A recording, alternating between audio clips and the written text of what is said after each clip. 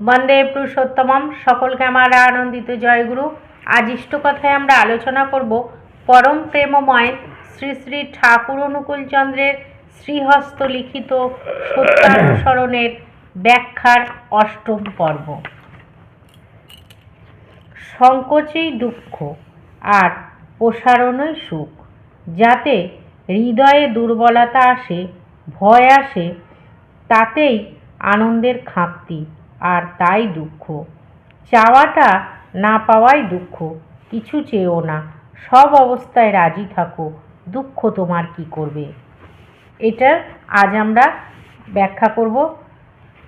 পিতৃদেব কি ব্যাখ্যা দিলেন আমরা আজ এটা নিয়ে আলোচনা করব। আমাদের বলে বন্দে পুরুষোত্তমম। সকলকে আমার আনন্দিত জয়গুরু।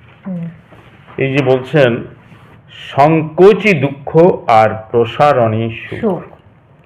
যাতে হৃদয়ে দুর্বলতা আসে, ভয় আসে, তাতেই আনন্দের খাক্তি, আর তাই দুঃখ।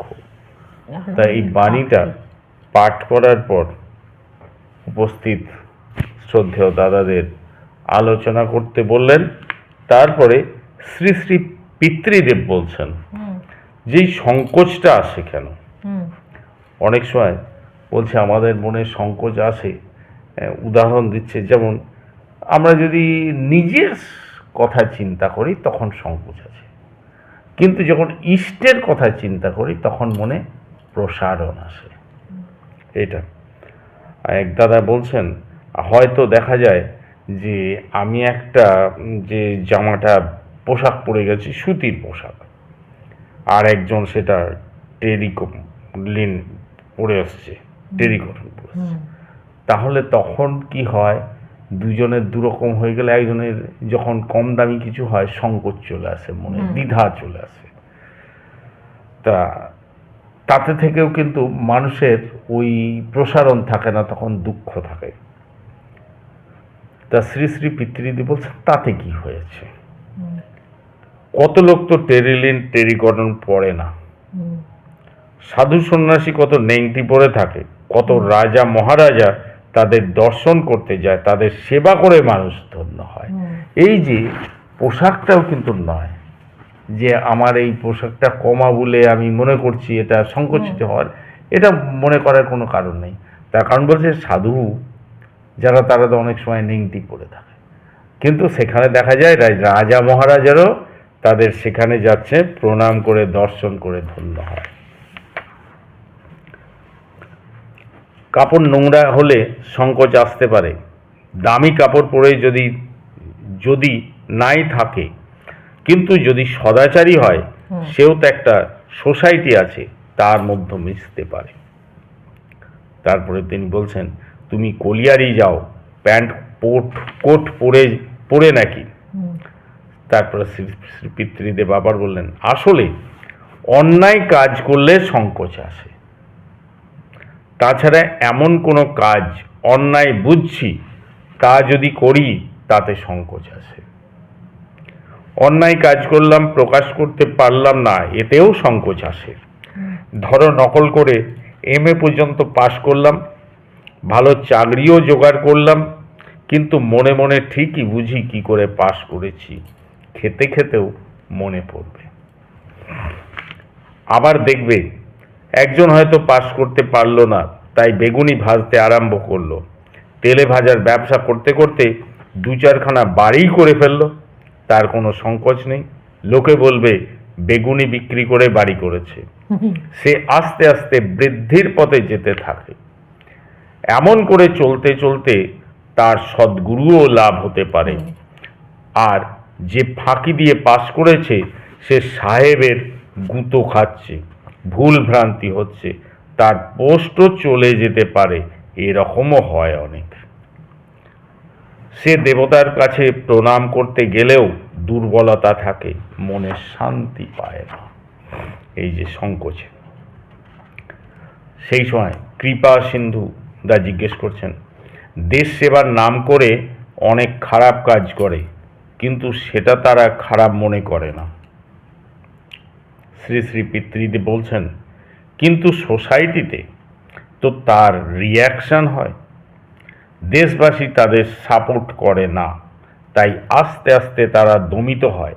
আবার যদি তারা ভালো কাজই করে, আদর্শ যদি ঠিক থাকে, তখনকার সমাজ বিরোধিতা করলেও, তাদের ফাঁসিতে যেতে হলেও পরে সারা দেশ তাদের শ্রদ্ধার সঙ্গে স্মরণ করে।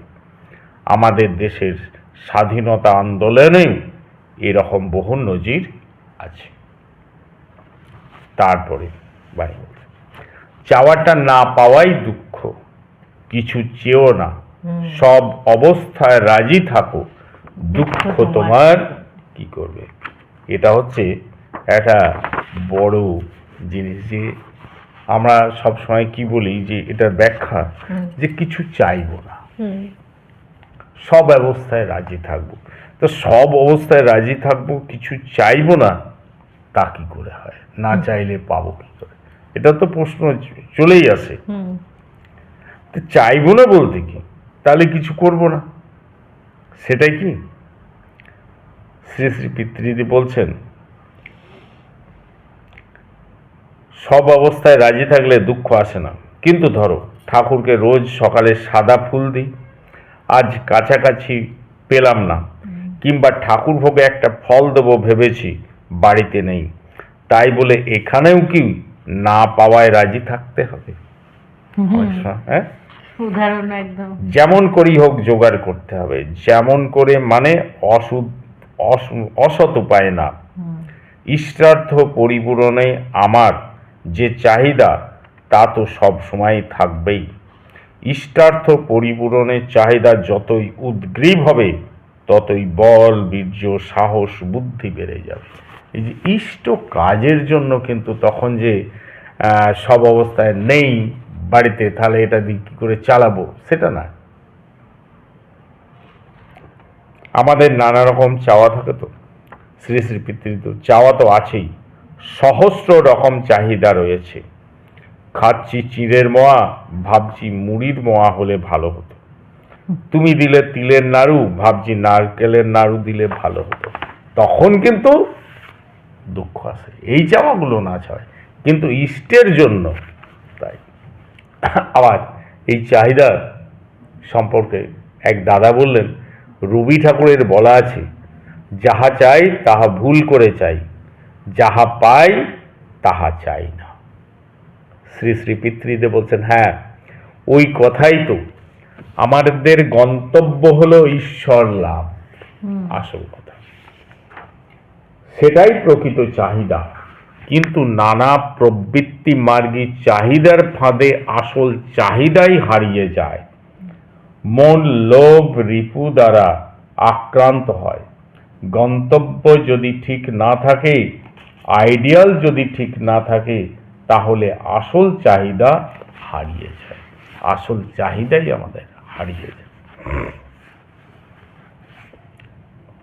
শ্রী শ্রী ঠাকুর বলছেন, যে অবস্থায় আছো সে অবস্থায় রাজি থাকো। তার মানে এই নয় যে আমি এগুবার পথ ধরে এগুবো না। এগুবার যে পথ, সে পথে যেতেই হয়।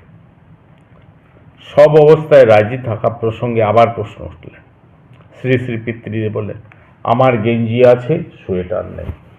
পণ্ডিতের সোয়েটার দেখে আমার সোয়েটার পরার ইচ্ছা হলো, কিন্তু এতেই যখন আমার চলে যাচ্ছে, শীত করছে না, ঠান্ডা লাগছে না, তখন আমার যা আছে তাতেই আমি খুশি থাকব।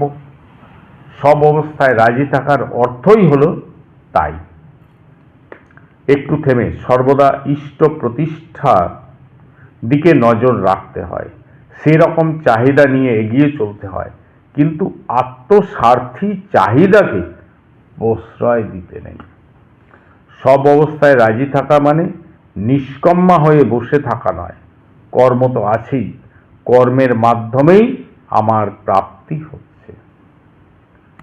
ইষ্টের জন্য কোনো জিনিস চাইলাম এক দাদার কাছে, এক দাদা জিজ্ঞেস করছেন, অমূল্যতা, ভেবেছিলাম চাইলেই পাওয়া যাবে, তা না পেলেও দুঃখ আছে। ইষ্টের জন্য চাইলাম এক দাদার কাছে, এবার বলছেন, সে যদি না দেয় তাহলে তখন দুঃখ আসে। শ্রী শ্রী পিতৃদেব বলছেন, তুমি কি সকলের কাছে ভিক্ষা করে করে সংসার চালাচ্ছ? সংসারের বেলায় উপায় হচ্ছে আর ইষ্টের জন্য ভিক্ষা করছো, আর তুমি যখন চাইছো তখন তোমার তো জানাই উচিত কেউ দেবে কেউ দেবে না। আর যারা ভিক্ষে করে সংসার চালায় তারাও জেনেই রেখেছে সবাই নাও দিতে পারে। ইষ্টার্থে বললেই সবাই যে দিয়ে দেবে এটাও তো ভুল ধারণা। তবে কথা হচ্ছে সৎভাবে চলতে হবে, সৎভাবে উপায় করতে হবে, আর জীবন বৃদ্ধির দিকে যেতে হবে। এটাই তিনি বলছেন যে আমাদের চাহিদা অনেক কিছু থাকতে পারে, ব্যক্তিগত চাহিদা, আমি এটা খাবো ওটা খাবো ওটা না, কিন্তু ইষ্ট স্বার্থের চাহিদা, ইষ্টের কাজের জন্য যে চাহিদা, সেই চাহিদাটা কিন্তু থাকবে, সেটাই কিন্তু থেমে গেলে হবে না, সেখানে কর্ম করে যেতে হবে। ঠিক আছে? জয় গুরু, বন্দে পুরুষোত্তমম। জয় গুরু। আপনারা সবাই ভালো থাকবেন, সুস্থ থাকবেন, পরম দয়ালকে নিয়ে আনন্দে থাকবেন। জয় গুরু।